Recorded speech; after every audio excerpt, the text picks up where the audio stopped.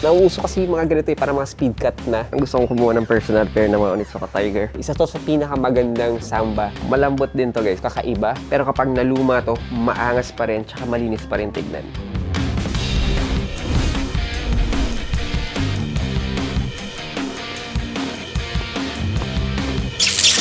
Okay guys, meron tayong mga bago ngayon na dating. Actually, na-excite ako dito sa mga Onitsuka Tiger natin na Machu Racer. Mas bet ko to kaysa sa mga natin, Toku-10 and sa mga Mexico 66 natin. This one guys, ang ganda ng leather na ginamit natin dito. This is the Carrier Grey natin. At yung classic na Onitsuka Tiger na logo natin. Yung pinaka may red tayo na lining. Pero this one, ang angas. Sobra. Power na power yung material na ginamit natin dito. This one guys, meron tayong other colorway.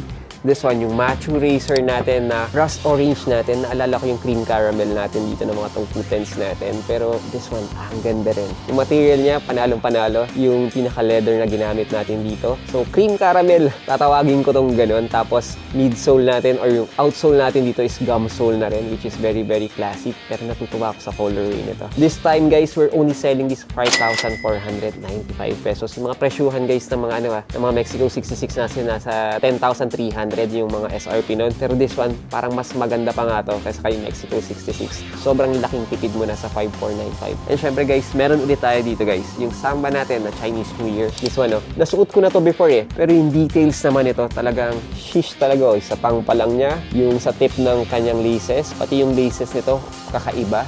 Tapos yung natin, transparent na midsole, outsole natin. Tapos meron tayong dito pa, naka-emboss na Chinese character. Tapos sa loob pa. Ito, very sulit na to. 5,995 pesos tayo. Isa to sa pinakamagandang Samba para sa akin. Lalo na yung material din niya. Ang angas din ang ginamit natin dito. So, sobrang steal price na to guys sa mga Chinese New Year natin na Samba. Mas maganda pa nga to kasi sa Cloud White natin. And syempre, meron din tayong Taekwondo guys. This one guys, 4,995 pesos. This one yung black shoes naman natin or yung black and white na colorway naman natin. Tapos gum sole din tayo sa ganito. Women's lang to. Trip na trip ko rin yung ganito. Nauuso kasi yung mga ganito para mga speed cut na. Tapos yung mga maninipis na lang yung mga midsole natin. Yung mga classic shoes natin na lahat babagayan. Okay na okay din to. Pero na-excite talaga ako. I-on-fit natin tong dalawang to guys. As in, power na power. Right.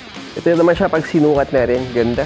Parang gusto kong kumuha ng personal pair ng mga Onitsuka Tiger. Malambot din to guys. In fairness naman sa mga insoles ng mga Onitsuka Tiger. Power na power, pero this is the classic naman. Yung colorway natin, yung meron tayong red na stripe sa Tiger logo natin. Given the fact na leather yung material natin dito, gusto ko yung material niya. Gusto kong magkaroon ng white shoes na ganito. Bakit? Kasi kapag nadudumihan tayo o natatapakan, madali lang linisin tayo dito. So at least madali mo siyang mame-maintain. Less maintenance. And kahit na yung maluluma ka or mag-age yung sapatos na to, syempre, di ba, medyo madudumihan siya. At least na makikita mo hindi na siya yung white na white, pero kapag naluma to, maangas pa rin, tsaka malinis pa rin tignan. Alright, we have the rust orange naman na to. Ganda.